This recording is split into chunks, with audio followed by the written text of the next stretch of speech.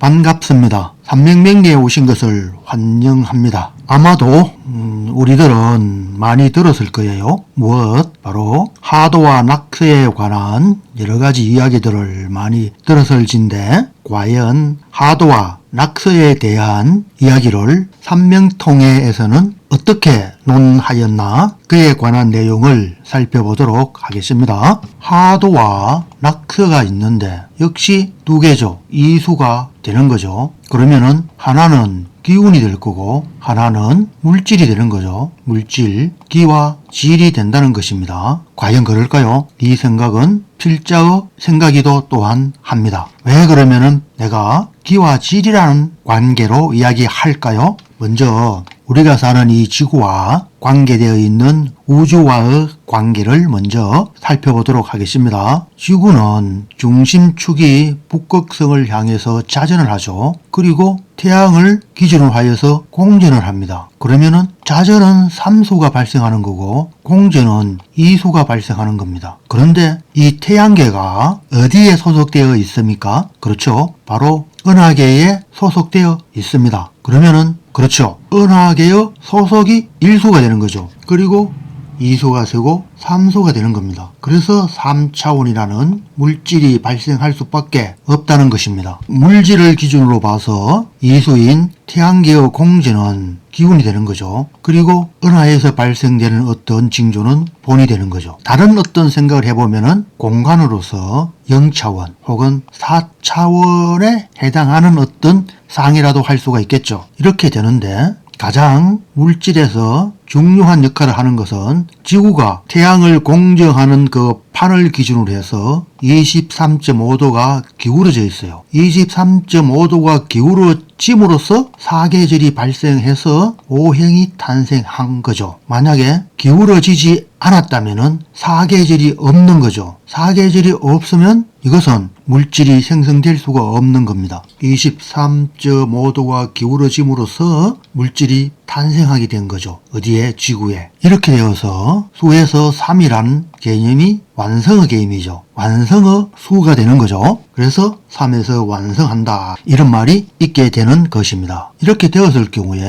양과 음이 교접함으로써 남녀가 교접하는 거죠. 이런 현상은 인간이 아니고 포유류가 아닌 그리고 지구에 있는 물질이 아닌 다른 개념의 우주라는 어떤 개념에서 보면은 어떤 것이 되느냐? 1년이 되는 것입니다. 그리고 또한 하루가 되는 거죠. 1년이라는 개념은 지구에서 북해기선하고 남해기선에 의해서 1년이 발생하는 거죠. 1년이란 이 안에 오행이 만들어져 있다는 것입니다. 오행이 또한 만들어진다는 것입니다. 이 오행은 음양에 의해서 만들어지는 거죠. 동지가 기준이 되고 하지가 기준이 되는 거죠. 동지를 기준으로 하여서 다음 해인 축인 인월에서 물질이 생동하는 거죠. 물질이 나타나게 된다는 것입니다. 실제 그렇죠. 그러면 자에서 축까지는 잠복기간이죠. 이렇게 동지를 기준으로 해서 음과 양이 동지에서 교접을 한다는 것으로 생각하여도 된다는 것입니다. 하루라는 것도 자정에서 음에서 자정에서 다음 날은 분명히 음이에요. 아무것도 없어요. 그런데 양이 들어옴으로 인해서 음양이 교접됨으로 인해서 하루라는 물질이 탄생하게 되는 거죠. 그리고 하루라는 이 물질도 오행이 다 갖추어져 있게 되는 거죠. 그렇잖아요. 오행 다 갖추어지잖아요. 목, 화, 토, 금, 수가 다 갖추어진 것이 또한 하루잖아요. 이러한 관점에서 만든 것이 바로 갑기합 이러한 것이 된다고 할 수가 있겠습니다. 얼경합, 신과 병어합 이러한 것들이 천간의 합이 이루어짐으로 인해서 수가 발생하는 거죠. 이러한 것이 태양계가 은하계에 속하고 지구는 태양계에 속하고 그러므로 인해서 음양이 교류할 수 있게 되었기 때문에 오행이 발생한 거죠. 그래서 그 음양이 바로 갑기합, 월경합, 병신합 또는 정임합, 무괴합 이러한 것이라는 것입니다. 거기에서 갑기합은 토가 발생하고 월경합은 금이 발생하고 이렇게 발생되어진다는 것입니다. 음과 양이 교접함으로써 갑기, 월경 이런 것이 발생해서 다시 오행이 발생했다는 것입니다. 이러한 것을 옛날에 하나의 문형으로서 상형으로서 이렇게 만들어 놓은 것이죠. 이게 바로 하도와 낙서라는 말입니다. 삼명통의 해독 일관 제일 처음에 바로 하도와 낙서에 관한 내용을 유고 만민영 선생께서 실었고, 또한 그 당시에 하도와 낙서를 보는 견해에 관한 비판을 상당히 많이 하였습니다. 점을 치기 위한 어떤 특별한 것이 아니고 결국은 이거는 글이다, 서이다 이렇게 이야기했어요. 한문 자체도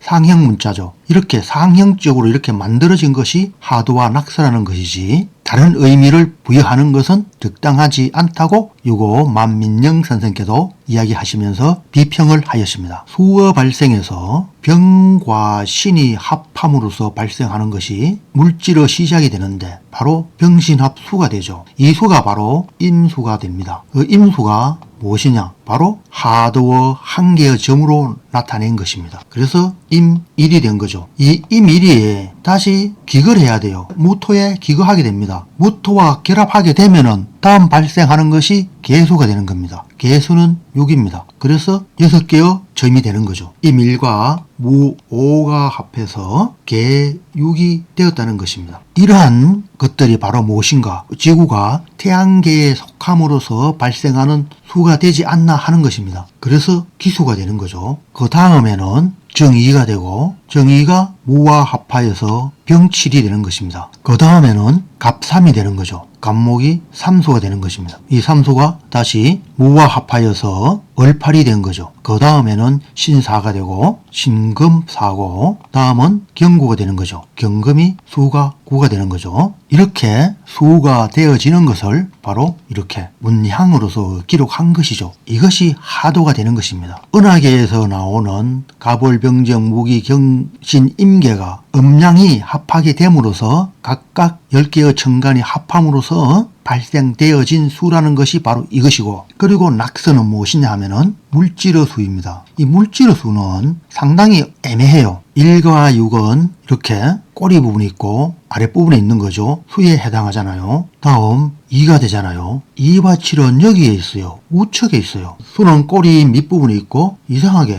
화는 우측에 이렇게 있는 것입니다. 다음은 무엇이냐? 다음 3수가 되죠. 3은 갑으로서 얼팔이 이쪽에 있어요. 이게 목이죠. 수가 있고 화가 있고 다음 목이 있고 다음 금이죠. 신사와 경구가 있는 거죠. 그리고 중앙은 토가 되고 영과 오가 되는 거죠. 이렇게 되어서 하도와 다르죠. 하도는 동서남북이 확실하게 나타난 것이 하도가 되고, 낙서는 동서남북이 확실하게 성립되는 것이 아니죠. 그러면은 이것은 무엇의 형상의 수가 되는가? 필자가 생각하기에는 바로 물질 속에 있는 오행을 나타낸 것이 아닌가, 이러한 생각을 하게 됩니다. 인간의 오장육부 또는 다른 동물들의 오장육부, 이러한 형상의 배치가 바로 낙서다, 이렇게 필자는 생각하는 바입니다. 전체가 하나의 몸체인 신체인 물질이 되고 그 속에서 물질로서 음양오행이 형성되어지는 그 형태, 이것이 바로 낙서이다. 하도는 기운인 방향 또는 봄, 여름, 가을, 겨울, 이러한 기후의 상태, 그것을 나타낸 것이 바로 하도이다. 필자의 생각에는 이러합니다.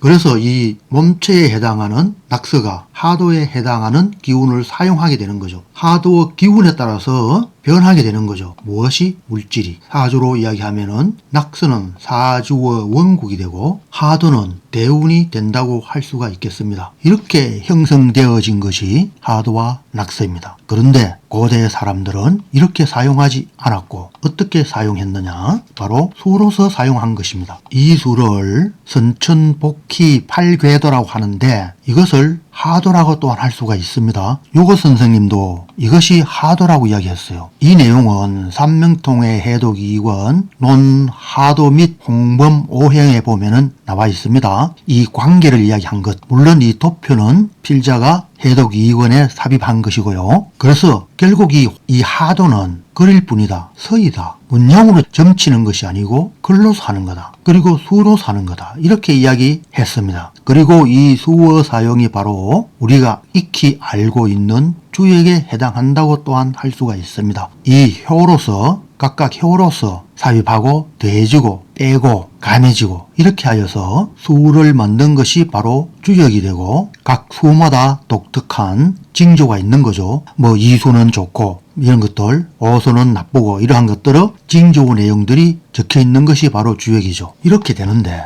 낙서의 수는 상당히 확실합니다. 무엇이 확실하냐? 수가 확실하게 이렇게 나누어져 있습니다. 이렇게 나누어져 있습니다. 이수, 구수, 사수, 삼수 이렇게 나누어져 있죠. 팔수, 일수, 오수, 육수, 칠수 이렇게 배치가 명확하게 잘 되어진 반면에 하도 문양의 수는 전혀 다르죠.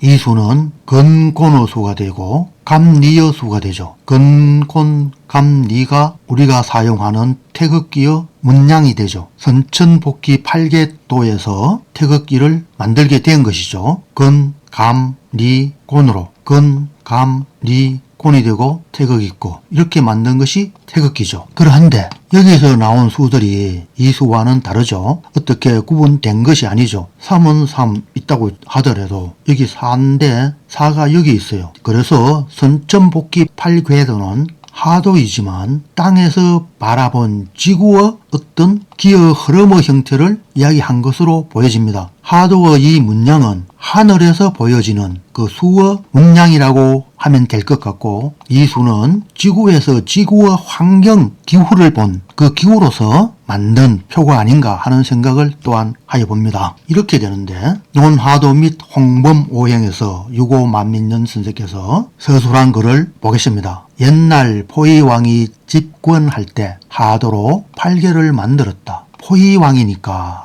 아주 고대죠. 그것은 근곤, 감리, 진손, 간태라는 8개의 이름인 것입니다. 또 천지, 일월, 풍래, 산택 역시 8개의 지구에서 관찰되는 실제의 기후 형상이죠. 이것이 하도라는 것입니다. 이것이 또한 8궤가 되는 거죠. 앞에서 이야기한 이 8궤가 되는 거죠. 근, 곤, 감, 리, 진, 태, 간손. 그렇죠. 또 그를 보면은 계사에 이르기를 천지의 정의는 산택 통기, 풍래 상박, 수화 불상사. 이것은 곧 8궤로 섞여 8궤의 배열을 이루게 되니 그래서 24이가 그 중에 동행하니 음양소식이 정음되지 않을 수 없다 하였다. 계사라 하는 것은 주역에 나오는 계사전을 이야기한 것입니다. 8궤의 변화는 갑의 근본은 목에 속하고 근에서 납게 되고 근과 곤은 교류함으로써 곤의 상 2효와 근의 상하 2효와 교환하여 감의 상으로 변화를 이루어 갑이 감으로 변화를 따르게 되니 수가 된다. 이러한 말인데 이 말은 바로 무엇이냐? 근이라 하는 것은 갑의 근본으로 목에 속한다고 하고 그래서 근에서 납괴가 되고 근과 곤은 교류함으로써 근과 곤, 하늘과 땅은 교류하는 거죠. 그렇잖아요.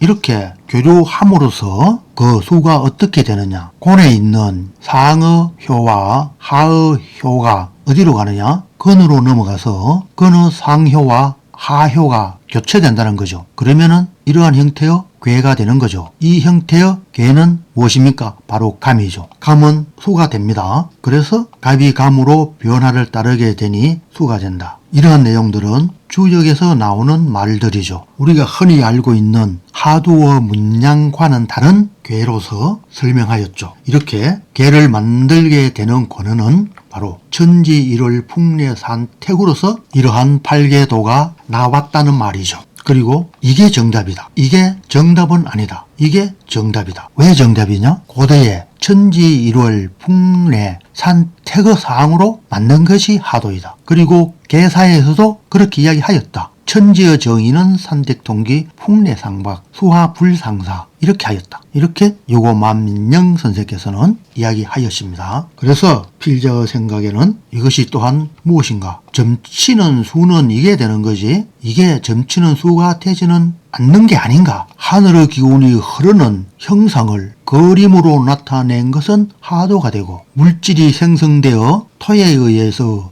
서로 묶여서 결합되어진 오행은 낙서가 되고 지구에 있는 자연의 현상을 가지고 만든 그 팔계도가 점치는데 도리어 좋지 않느냐. 그것이 곧 팔계도가 되고 그래서 이 두 개는 같은 것이 아니고 다른 것이다. 하지만 낙서의 수는 같은 것이다. 이렇게 말할 수가 있겠습니다. 그렇지 않을까요?